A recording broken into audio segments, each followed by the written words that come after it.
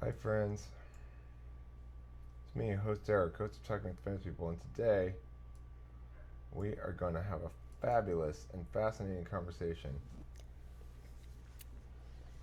about Enneagram Type 8 and my comments on the video that I watched last night of Taylor talking with Damon of MBTV about the Enneagram Type 8 personality.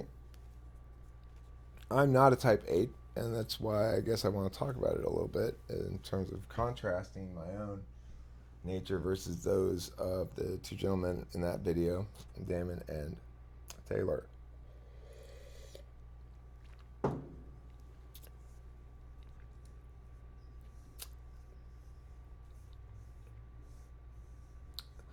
There was no conflict in the video, which is interesting, between them. But you could just really feel the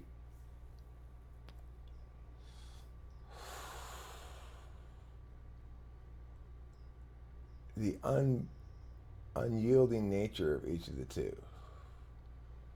And you can see the stark differences in how they manifest. It's the ENTJ and ENTP, both manifesting type 8s. They're very different creatures, right? Damon is hyper. Well, I mean, they're they're happy presenting in different ways, entirely different ways. So Damon wants to present as really put together and on top of his shit, and I'm sure he is. And Taylor wants to present as really accomplished, but not doesn't really care about being put together per se in the same way.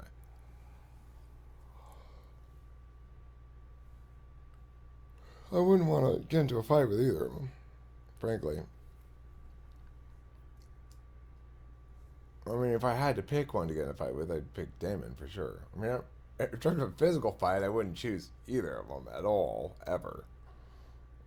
But in terms of a pissing match or something, I'd rather go up against Damon for sure. Taylor's way more dangerous. Oh, way more.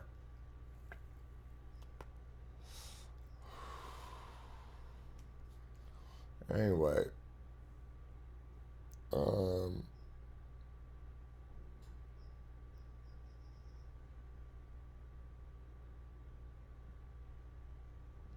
I really enjoyed watching that video.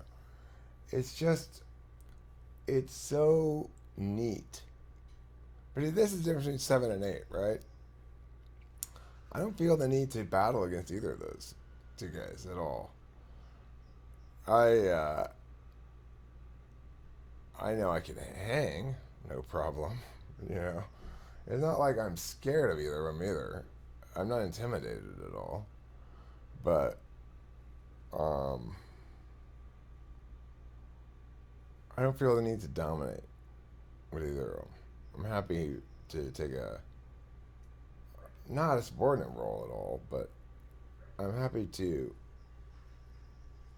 be collegial with them. That's the bottom line.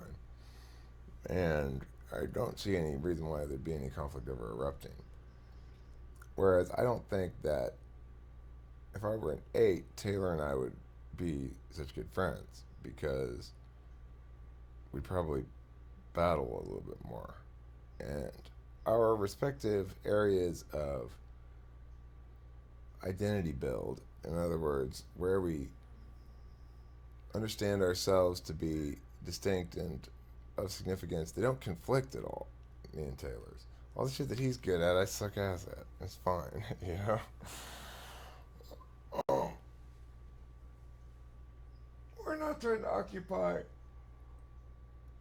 the same niche very much, which is kind of important, I think. I do have 8 second in my Enneagram trait type. And obviously, if I were to use the wing model, I'd be 7 wing 8 and not 7 wing 6. And That means that I identify with a lot of what they were talking about in terms of experience of conflicts and stuff. Because I do go into 8 mode sometimes when I know I'm going into a battle and I get excited about it. And like they said, they were talking about physical conflicts and physical altercations where time slows down and they're moving faster than everybody else. And that sounds like an SE thing, which Taylor's obviously got fucking crazy SE that I don't have any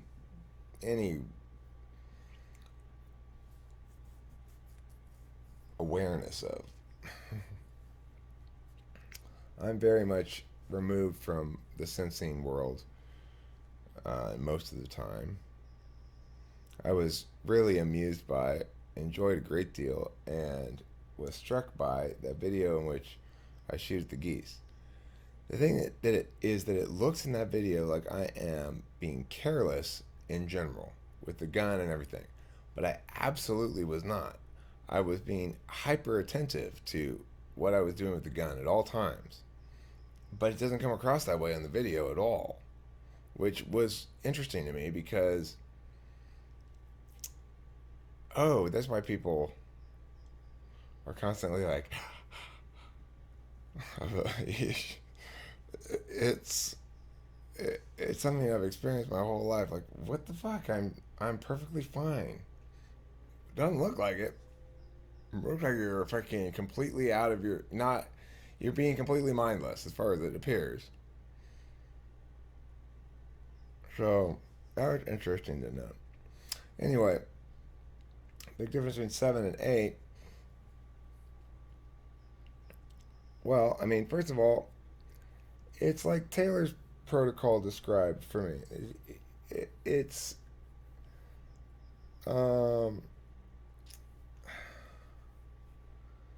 when I go into any kind of a situation, people tend to assume that I'm a nice guy, which I am. I tend to be a nice guy, you know? I'm there to have fun. Whatever it is I'm doing, I'm there to have fun. And so when fun gets interfered with by somebody or something or whatever's going on that's pissing me off, I will suddenly go from harmless and happy to biting you. There's no bark in between. It just goes straight to. I just go from happy guy to attacking directly and aggressively and yelling at you and blah, blah, blah, blah. And so there's not the experience that those two explained on the video of going into a room and everyone's aware that you're there if you're an 8, you know, and everyone's kind of aware that you're not to be fucked with.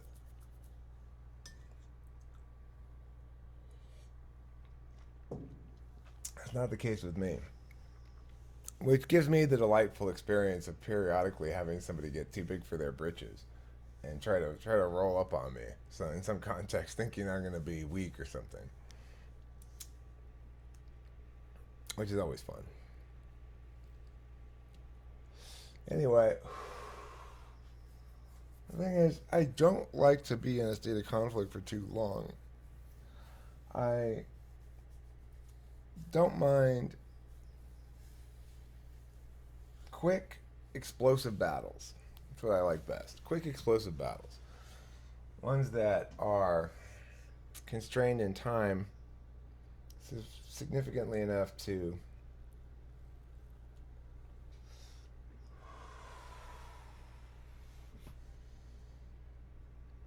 allow me to go full blast and then have it be over.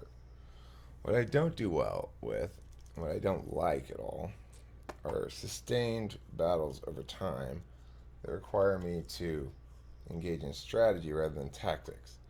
I like real-time tactics. I think the 8 also likes real-time tactics. I think the main difference is that the 8's walking around ready for conflict at all times, looking for conflict probably. and and happy by it, made happy by it. Whereas I'm I'm only sometimes made happy by it, and I'm not really looking for it unless I'm in a bad mood.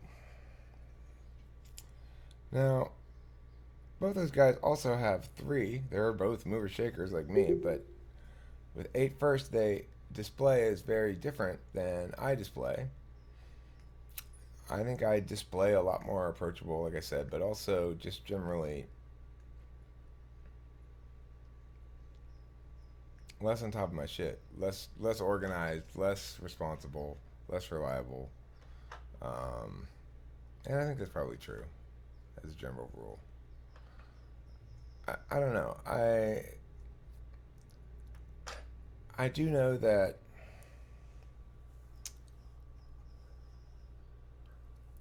I like to get fucked up. You know, I was kind of it's just I was born that way, like Lady Gaga says. I was born with a predisposition to drug use and just enthusiasm, great enthusiasm for getting loaded. But I think a lot of people with 7 in the mix, whether it's first or second in the position, are going to probably have that problem. I bet you Damon doesn't have that problem. But that's the advantage of being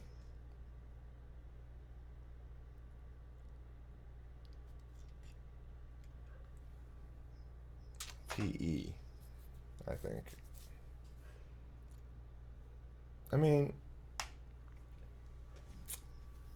it's such a complicated trade off. Damon's a super bright guy. I'm really impressed by his intellect across the board. And yet I still think NTPs are way more.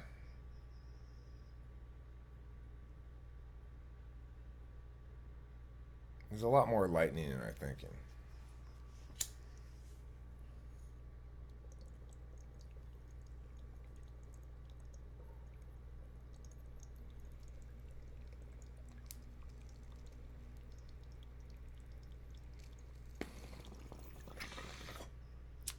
The NTP is God's way of proving that drugs don't make you stupid.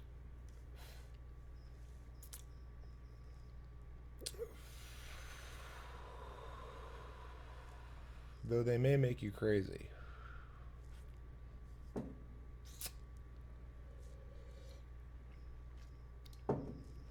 Anyhow, the mover shaker personality type, the one thing that we all three have in common, I suspect, is an absence of sense of self at the end of the day. I watched Taylor last night. I was in here in the GTM room, and he was in here for a little while, and he was exhausted, and he obviously needed to go to bed. And he didn't want to go to bed, you know? He just didn't want to go to bed because why? That's the dark time, you know? It's not for me anymore. I've become quite friendly with bed and sleeping, but I know what he means. Where he didn't say that. I'm saying that it's a dark time, but I know what he means about not wanting to go to bed because it's like you lie there and you realize, now here I am, all I've got's myself, and I don't know who that is. And I don't like that. I don't like being here by myself with this thing that is so fucking not addressed all the time. Who am I? Why am I? All that kind of shit. 8 with 8. Wow. That's beast mode. She is a beast. She's all 8s. She's 32. You're 32. 4 8s. So, yeah, that's the tragedy. That's the great tragedy of being somebody like Damon or Taylor or me, is that there's no roots. They